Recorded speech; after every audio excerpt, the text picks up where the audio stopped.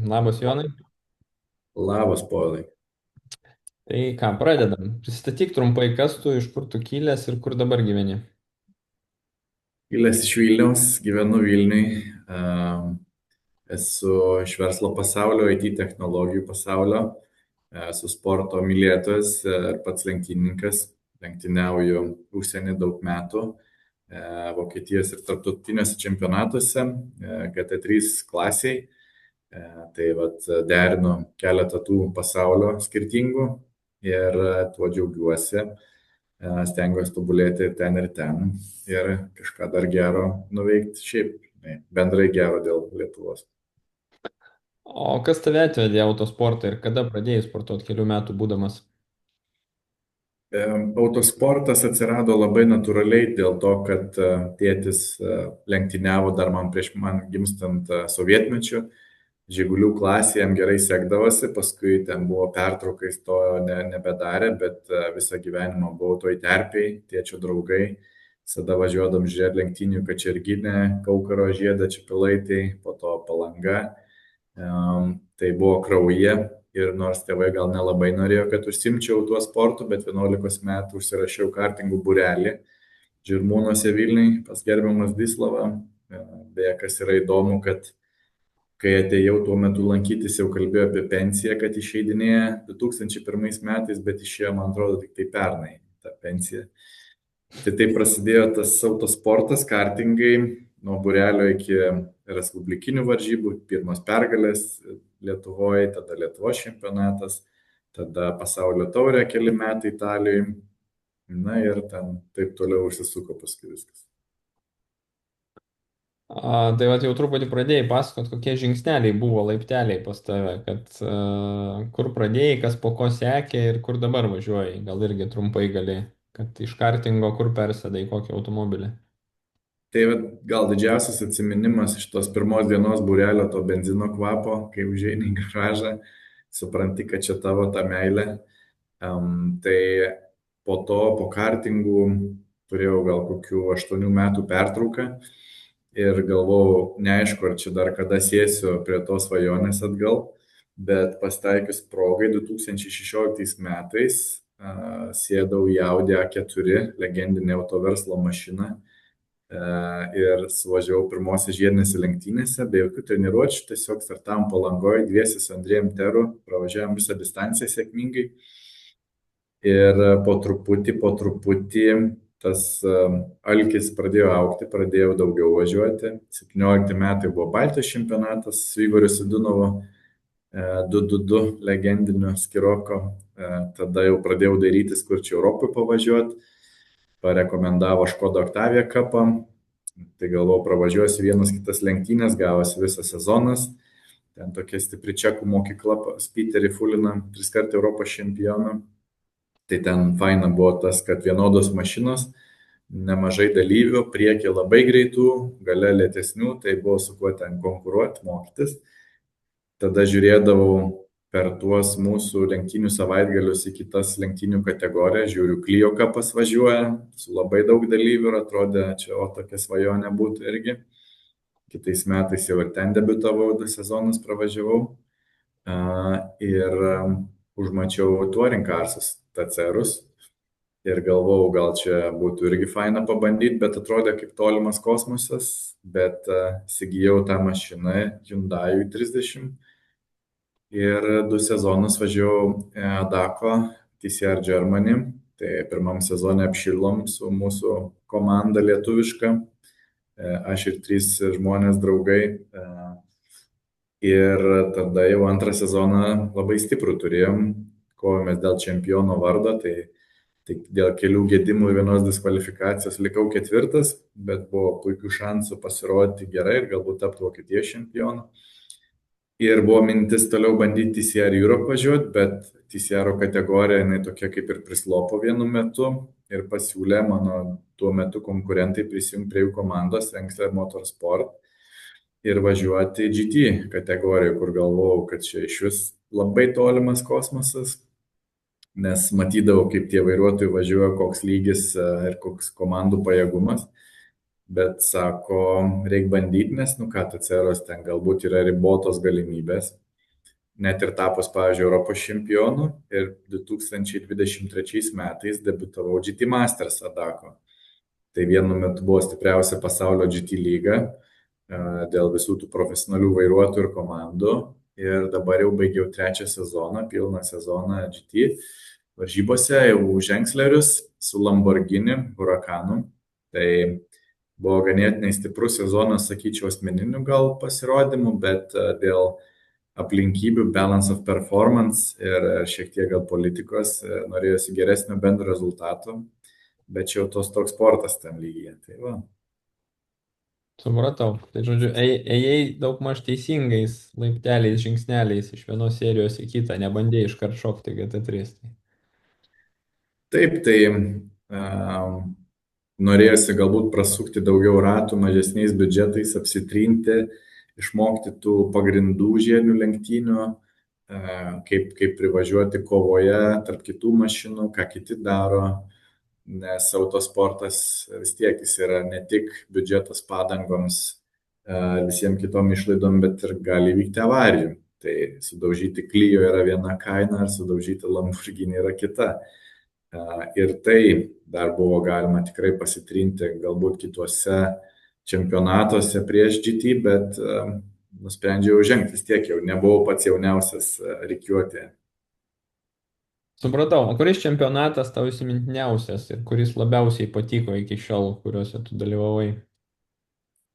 Visi čempionatai turi savo žavesio ir kaip prisimenu Škoda lenktynės, tai buvo faina, kad jau pirmas sezonas tarptautinėse trasos ir Nürburgringe važiavam ir Austrijoje, kur važiuoja Formulė 1.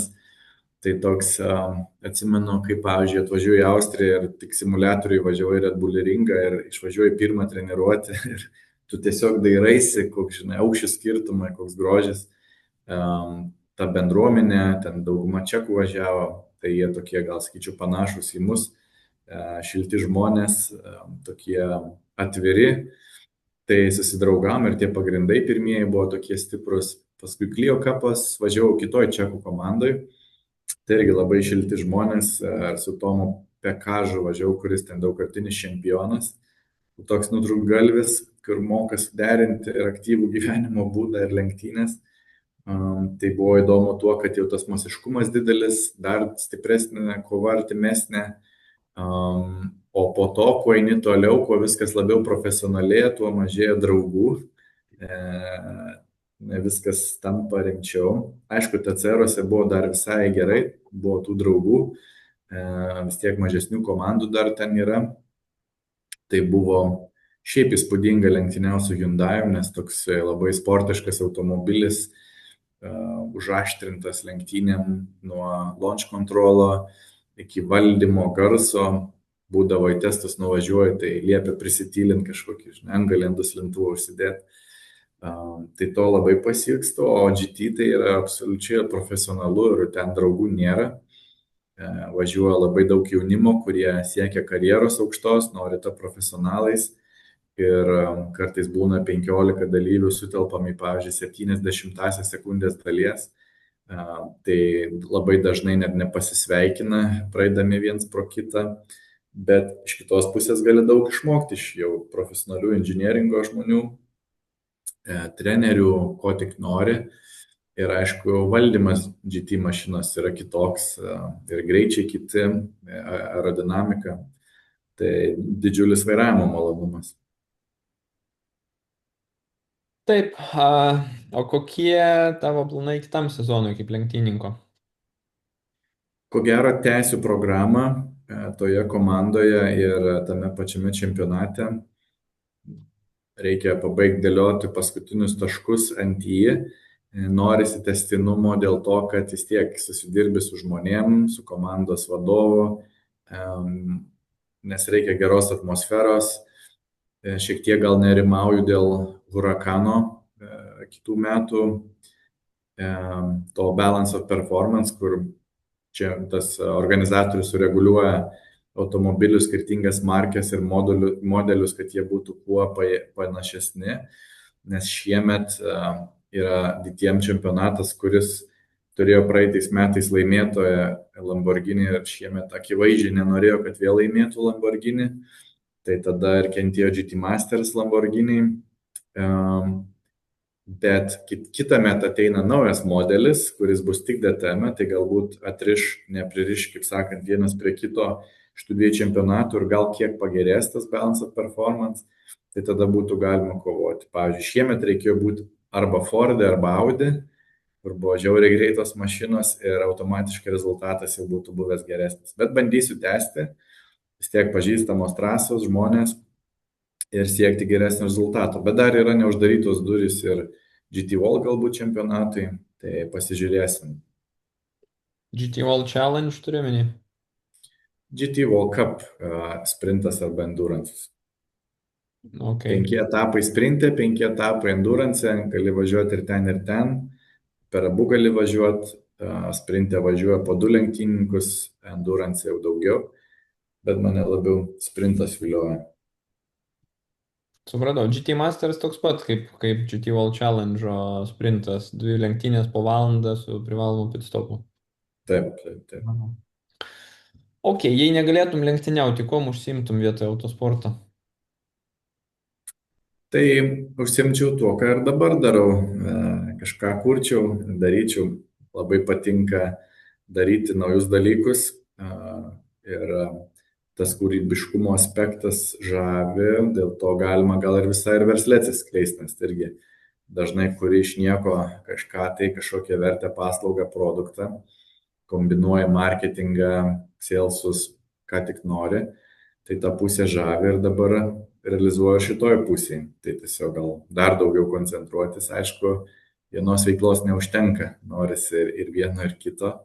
O šiaip man labai patinka sportai, kultūra, nežinau, čia galima tiek daug veikti, tobulinti, galbūt kažkur jau galiu perteikti kažkokios tai savo praktikos ir matymo, tai patinka padėti kitiems žmonėm.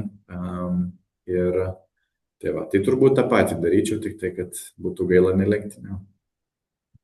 Supratau. Ar galima gimus Lietuvoje gyventi iš autosporto ir valgyti duoną iš lenktynininko specialybės? Viskas gyvenime įmanoma. Klausimas, tai kokia tikimybė. Kaip iš lenktynininko, tai įmanoma, aišku, galbūt netampant Formulės 1 lenktynininku, bet, kaip sakant, labai tikiuosi, kad kažkada kažkam pavyks tą padaryti.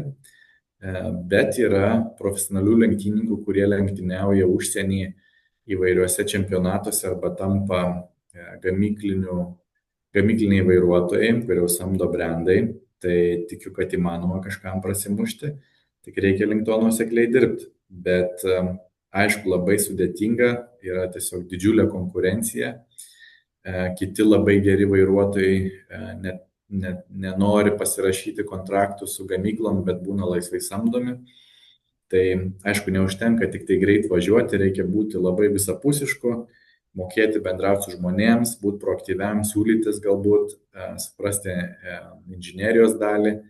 Jeigu tampi labai naudingas komandai iš, tarkim, mašinos sureguliavimo pusės, arba gali mokyti gerai kitus vairuotojus mažiau patyrusius, tai yra tų galimybių, bet tikrai labai labai sunkus kelias. Lengviau galbūt autosportui uždirbti iš kitų aptarnaujančių dalykų, ar komandą turint, ar čempionatą, ar dirbant mechanikų, inžinierium, tai tada turbūt šiek tiek paprasčiau. Nors, aišku, ne vienoje profesijoje nėra lengva. Visur reikia lipti mažais žingsneliais, laipteliais aukštintai. Tikrai. O ko reikia piloto arba komandos partneriams ir kaip susirasti partnerius, tavo nuomonė? Tu manau, kad kažkada jau ieškojai daugiau ar mažiau? Turiu omeny komandoje vairuotojus kitus. Ne, ta prasme, partneriai, komandos partneris arba piloto partneris, kad prisitraukti į biudžetą pinigų komandos veiklai. Tai vad, ko partneriai nori, ko jiem reikia, už ką jie pasiryžę mokėti. Labai geras klausimas, turbūt labai priklauso, gal reikėtų išsidėlioti, pagalvoti į skirtingus segmentus tuos žmonės, kurie norėtų lenktyniauti, turėti skirtingas kategorijas. Ir, sakykime, yra jaunų vairuotojų, gabių jaunų vairuotojų kategorija. Tai žinau, kad dabartiniai keletas lenktynininkų, tokie kaip Vanderlindės broliai. Jie keletą metų dirbo su René Rastu, jeigu neklystu. Ir jie tikrai išleido didžiulius biudžetus, grinai, kad turėtų šalia tokį patyrusį vairuotoją kaip René Rast, 3 kartus DTM čempioną, kad galėtų iš jo pasimokyti vairavimo specifikų ir kitų turbūt dalykų. Ir jie tada pakankamai greit pakilo iki labai aukšto lygio ir paskui tapo Audi ir ten kitų brandų vairuotojais. Tai čia viena kategorija. Jeigu gali pasiūlyti save kaip labai gerą mokytoją ir labai greitą pilotą. Kita kategorija yra, kurie galbūt labiau gentleman driveriai yra. Tai jiems svarbu bendras experiences, kokia čia ta patirtis bus. Ir dabar autosportas konkuruoja su labai daug kitų veiklų, tenisas, golfas, kas tik nori. Ir net ir Lietuvoje yra labai daug aukšto serviso šitų dalykų. Ir žmonės greitai išlempa, kas yra visiškai normalu. Tai jie nenori atvažiuoti į kažkokią prastą servisą, neparuoštą garažą, purviną mašiną arba kur nepasiūlo kavos ar nepasisveikina. Tai tokią kategoriją žmonių galbūt santykinai lengviau prisitraukti, nes jie turbūt netaps jau profesionaliais lenktynininkais ir pačiam nereikia būti ten DTM čempionu, ar ne, bet reikia pagalvoti apie visą experience. Ir va dabar ką tik grįžau iš Amerikos, kur buvau pas Utah Jazz savininką, kuris prieš 5 metus nusipirko NBA klubą, prieš 18 mėnesių įsigijo ledo ritulio NHL komandą ir jis kaip verslininkas supranta, kiek svarbu yra bendra patirtis tiek darbuotojams, nesvarbu, ar tu ten užsiemi valymu, ar tu paruoši žaidėjus. Ir jis dabar sukūrė tokią kultūrą, kad visa komanda, ten daugybė tų žmonių, bet visi siekia bendro tikslo ne tik sportinio rezultato, bet ir finansinio rezultato. Ir jeigu treneriai anksčiau paprašydavo, duok čia man 7 milijonus nupirk žaidėjus, tai sako, jeigu padėsi užklausinti tam tikrus dylus, tai tada bus ir pinigai lengviau duodami, ar ne? Tai dabar visi, nesvarbu, kas ten ką dirbtų, super malonus, klausinėja, prieina prie tavęs, ar ten super žvaigždė, Suomis Markaninas, pavyzdžiui, ar head coach, ar kas tik nori, jie visi turi tą bendrą tikslą. Tai man atrodo svarbu ir komandoje lenktynių turėti tokią irgi kultūrą, kad ir mechanikui rūpi, ar ten inžinieriui, ar savininkui, ir visi dirbtų dėl to. Galvoju, kokia čia dar galėtų būti kategorija, kažkur turbūt per vidurį. Aišku, tas gera patirtis visiems svarbi ir jaunam lenktynininkui, ir vyresniam. Tai turbūt toks būtų atsakymas. Ok, jeigu turėtum galimybę 3 metus formuoti Lietuvos autosportą, kokius 3 sprendimus priimtum iš karto? Jeigu formuoti, Taip. Labai platus, fainas klausimas. Norėtųsi, kad tas autosportas pas mus žydėtų. Ir aišku, tai kiekvienas sportas susideda turbūt iš daug kriterijų. Vienas iš pagrindinių kriterijų yra infrastruktūra. Aišku, autosportas yra ganėtinai platus su skirtingom disciplinom. Žiedas, ralis, driftas, kartingai, rallycrossas ir kitos sporto šakos viduje, ar ne? Su žiedu turėjome tą problemą, kad neturėjome jokios infrastruktūros, dabar viena yra pakeliui. Labai faina, kad mūsų prezidentas Janavičius, jisai daug daro, kad ir Kačerginė atgimtų kažkiek ir dabar jau turim naują asfaltą. Ir kalbant apie infrastruktūrą, tai iki šiol buvo viena prasčiausių situacijų Europoje. Jeigu paimtume Suomius, jie turi beveik 6 milijonus gyventojų ir turi 5 visai neblogas žiedinės trasas, tai reiškia po trasą milijoną gyventojų. Švedai turi 10 milijonų gyventojų, 10 trasų ir taip toliau ir panašiai. Tas infrastruktūros atsiradimas padėtų daugiau kam treniruotis, daugiau turėti varžybų, suktis toje aplinkoje.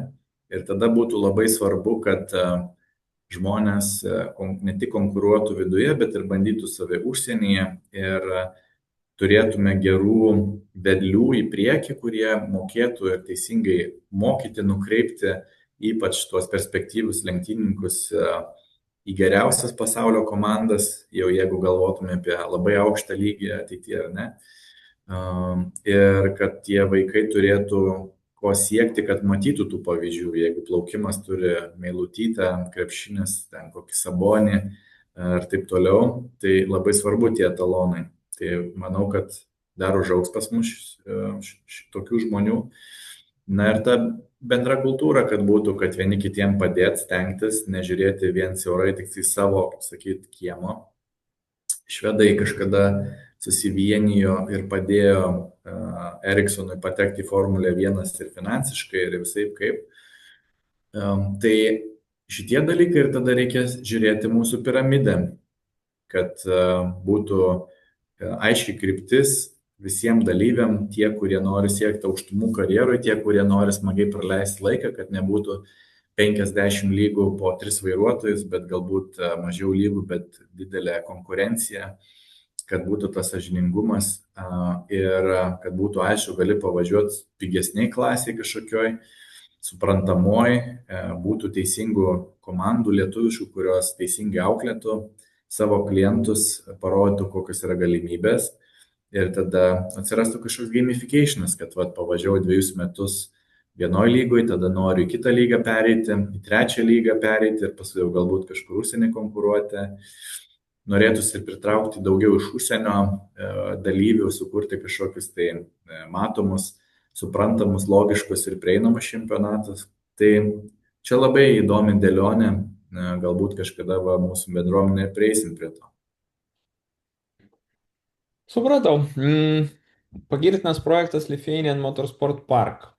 Kaip, kada kilo šitą idėją vystyti tokį projektą? Ta idėja turbūt pas daugelį galvoje sukasi jau labai ilgą laiką ir vieni gal pasvajojam, kiti nedrįstam gal, bet manau, kad tas projektas yra žiauriai reikalingas Lietuvai ir tiesiog pasitaikius progai ėmėmės iniciatyvos, kad pagaliau įsigyventume šitą projektą ir Lietuvoje turėtume saugę, modernę lenktynių trasą, kur galėtų lenktyniauti ne tik lietuviški čempionatai, bet ir kažkokie tai prestižiniai.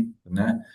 Tai kadangi turiu šiek tiek patirties tarptautiniuose versluose, marketinge, paslaugų kūrime ir pats lenktyniauju, matau lenktynių pasaulio iš vidaus, iš pakankamai aukšto lygio, tai supratau, kad galima prisidėti, padėti tą vėliavą ir nešti. Ir prisidėti ir finansiškai, ir pažintimis, visai kaip. Ir man pačiam labai skaudėjo, kad net nėra kur Lietuvoje pastreniruoti, Kačerginė, kad ir koks būtų nostalgiškas žiedas, bet tikrai labai nesaugus. Mano tėtis vis dar palenktyniauja 67 metų ir buvo paskutinė sezono lenktynė spalį, paskutinis ratas ir mašina sudaužyta labai stipriai. Tai ir vienas draugas žuvo prieš keletą metų, Julius Tatnickas, Kačerginiai. Tai nors įspręsta problema ir tikiuosi, kad mums pavyks ir dabar jau mes esam pakeliui. Prieš kiek metų kilo ta idėja, kad vystyti šitą projektą?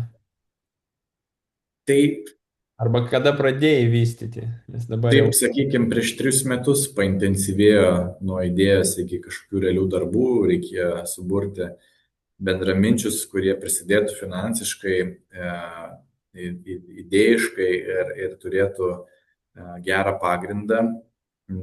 Tada 1 metus jau buvo pasamdytas direktorius ir bendraturtis, kuris panaudojo visą savo know-how ir 1 metus tiesiog tyrė rinką, išsiaiškinti patį poreikį, jeigu reikia trasos, tai kokios, kas vyksta aplinkinėse šalyse. Tai išsinagrinėjom 10 trasų finansus iš kitų šalių, panašių šalių, Slovakija, Čekija. Tada žiūrėjome, kiek tai kainuoja ir taip toliau ir panašiai. Ir jau supratę, kad yra ir žmonių, kurie nori investuoti, yra poreikis ir tada jau sakom, darom. Ir dabar jau vyksta intensyvus projektavimas, finišo tiesioji ir tikimės kitais metais gauti statybos leidimą ir jau pradėti statyti. Supratau. O kaip buvo sugalvotas pavadinimas, trumpinys LMP? Gavosi atsitiktinai ar su mintim, kad asocijuotųsi su Le Mans prototipu? Čia gal atsitiktinumas, bet šį pavadinimą pasiūlė mum Driven International, šitie mūsų partneriai iš Anglijos, kurie sukūrė patį layoutą trasos projektą ir keletą svarbių žodžių. Norim, kad tai būtų tarptautinis pavadinimas, kad atkreiptų dėmesį ir iš užsienio žmonių. Tai Lithuanian labai svarbus žodis, motorsport irgi daug ką pasako, motorų sportas, nors tas objektas bus žymiai platesnis, dėl to sakom parkas, kad jaustumės ne tik kaip betoniniam, asfaltiniam kažkokiam objekte, bet parkas šeimai, vaikams ir kur vyksta ir lenktynės motociklų, automobilių, bet ir gali bėgiot, gali važiuoti dviračiais, vyksta kiti renginiai, festivaliai. Kadangi bus labai daug ploto, tai tikimės išnaudoti žymiai plačiau, tai dėl to ir parkas. Bet tiesiog LMP asocijuojasi iš karto su LMP prototipu. Tai vad, kas žino, tai LMP2, žino. LMP1. Taip. Šiai dienai yra jau surinktas visas biudžetas trasos statybai, infrastruktūrai, ar dar procese? Tas procesas yra nuolatinis, bet apie 80, gal 90% biudžeto yra surinkta. Tai aišku, visada laukiam investuotojų, kurie norėtų prisidėti, nes numatė vieną etapą, po to lauks kiti etapai ir tikrai būtų galima investuoti dar daugiau praplėsti, bet dabar žiūrime, kaip padaryti, kad būtų gerai, saugu ir tuo pačiu neišleisti pinigų, kur nebūtinos būtų išlaidos. Tai tokia kombinacija. Tai va, bet laukiam visų norinčių prisidėti vienaip ar kitaip. Supratau. Kaip vyksta darbai, kokioj stadijoje šiuo metu ir kas buvo sunkiausia projekte, ar galbūt dar bus sunkiausia? Tai tas projektas tikrai jis labai yra įvairiapusiškas, labai daug naujų dalykų. Jis yra neįlinis, kaip žinia, mūsų šaliai tai yra pirmas projektas po daugybės metų, neskaitant galbūt sovietmečių darytos kačerginės. Tai gal buvo toks įdomus momentas, kada reikia prisėsti ir pradėti dėlioti kažkokių posūkių struktūrą ir turbūt, kai anksčiau pagalvodavai, o faina būtų sudėlioti kažkokią trasą, bet kai reikia ant tuščio popieriaus lapo tą daryti, tai pasidaro, o nuo ko čia pradėti, nes nėra lengva. Bet džiaugiamės, kad turim profesionalius projektuotojus tokio tipo trasų, tai jie padarė tą darbą. Ir dabar jau mes esame techninio projekto finišo tiesioji. Ir aišku, daugybė niuansų. Kiekvienoje vietoje, ką be paimsi, reljefas, gruntinis vanduo, aukščiai, garsas, kas tik nori. Ir kai bus baigtas šitas, kaip ir minėjau, kitų metų kažkuriuo metu turėtume gauti leidimus, pradėti statybom.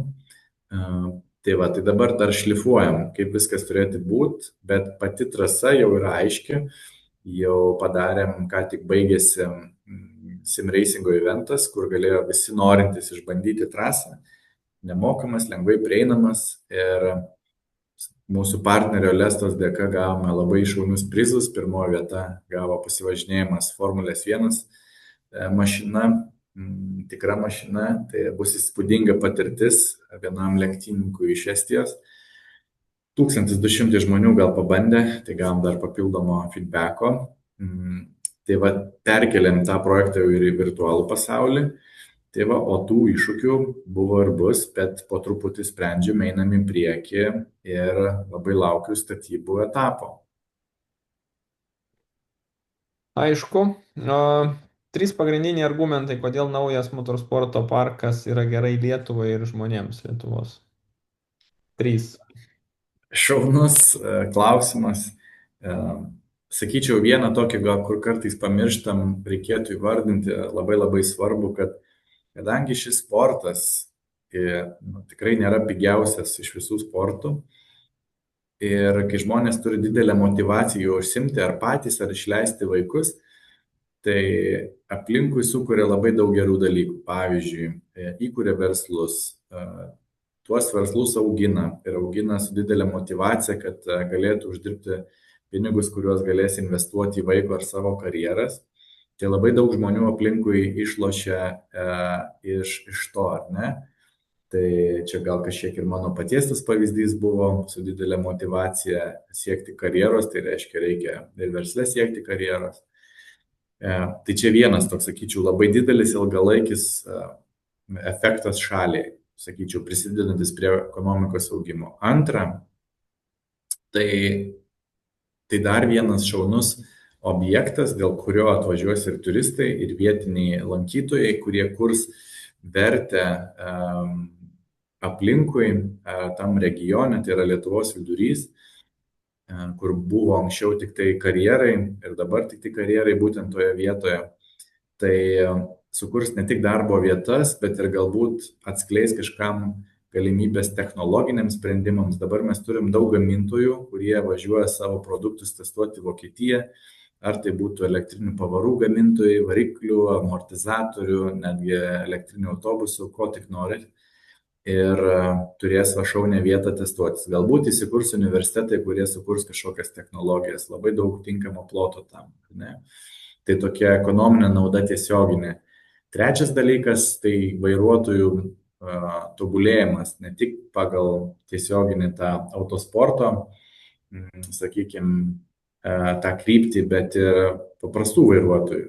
Kaip žinia, mes nesame ES patys geriausi vairuotojai pagal statistiką, nes turim labai daug žiaurių avarijų dėja. Ir čia bus galima žmonėms tobulėti, vairuoti mašinas, motociklus, išmokti, ką reiškia slysti, suprasti greitį, daugiau teorijos gauti žinių. Tai irgi turėtų būti ilgalaikis efektas, kada kažkiek pagerės galbūt situacija ir keliuose. Supratau, sekantis. Ar galėtum per 60 sekundžių paaiškinti jaunam žmogui, kodėl verta užsiimti kartingais ar autosportu bent 2-3 metus savo gyvenimo? Dėl bendro akiračio plėtimo ir supratimo, kiek tai dalykų įeina, tai labai verta, dėl to, kad bus galima išmokti šiek tiek inžinierijos, išmokti vairavimo, išmokti fizinio pasiruošimo, psichologinio, bendravimo įgūdžių, komandos būrimo, keliauti. Tai yra labai labai platus sportas ir tikrai visiems rekomenduoju. Aišku, reikia žinoti antrą medalio pusę, kad norint siekti aukštumų prasideda labai daug sudėtingų dalykų. Pirmiausia, tai yra biudžetai, tai šalutinis šio poveikis.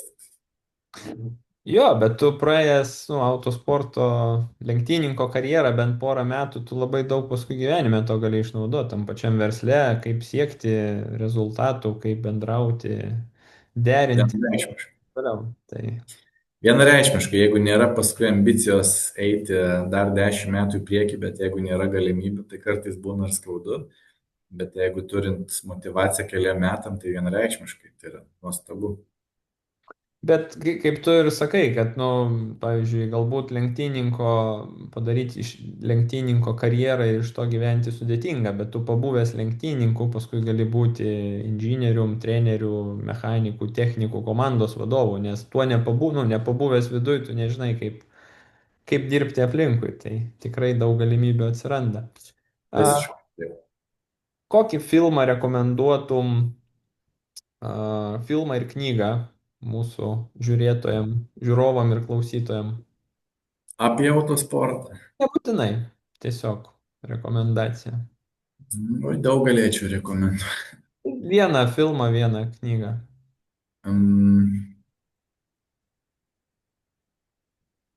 Dabar visi džiaugiasi tuo nauju F1 filmu, kuriuo aš irgi džiaugiausi ir fainai pastatytas. Aišku, jis labai holivudinis, tas scenarius klasikinis, bet pastatymo lygis neįtikėtinas. Bet man labai gal įspūdį paliko 90 metų filmas Days of Thunder su šituo legendiniu aktorium Jordan Nicole Kidman vaidina ir šitas, kaip jisai užkrito, Kruzas. Ir ten apie Neskarą, tai toksai kultinis filmas fainas, rekomenduoju pažiūrėti. O knygą, jeigu apie autosportą, tai nemažai tų knygų perlaužęs, perskaitęs, bet Speed of Secrets, Secrets of Speed, ar kažkaip taip, Brito vieno knyga. Tai tokie labai geri pagrindai visiems norintiems pradėti važiuoti ir suprasti, kaip ten kas veikia, kaip fizika įtakoja ir taip toliau. Tai šitą, jeigu čia tik po vieną jau duodi Jo, pasakyti. jo, jo, užtenka. Kokią šalį, vietą, renginį už Lietuvos ribų rekomenduotum aplankyti? Autosporto tematika. Esu šiek tiek šališkas, bet varyčiau DTM pažiūrėti. Įspūdingas GT renginys, tai kokiam Zaksenringė, kur yra nuostabi trasa Vokietijoje, kur pastatyta aplink kalną ir turi 10 posūkių į vieną pusę ir dauguma iš jų aklų. Arba ten pasižiūrėti MotoGP lenktynės. O ką dar sakėjai, parekomenduoti? Tai, ta prasme, vieta arba renginys arba šalis. Tai tu pasakėjai, kad tai būtų Vokietija, Zaksenring, DTM. Tai Taip, atsakai. Tai ką, einam prie Blitz klausimų. OMP ar Alpine Stars?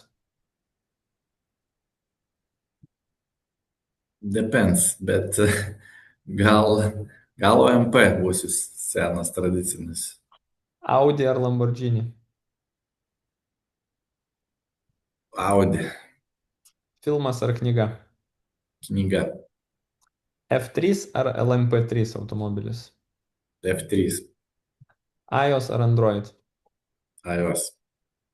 Nordschleife 4 valandų lenktynės ar Palanga 1000 km lenktynės?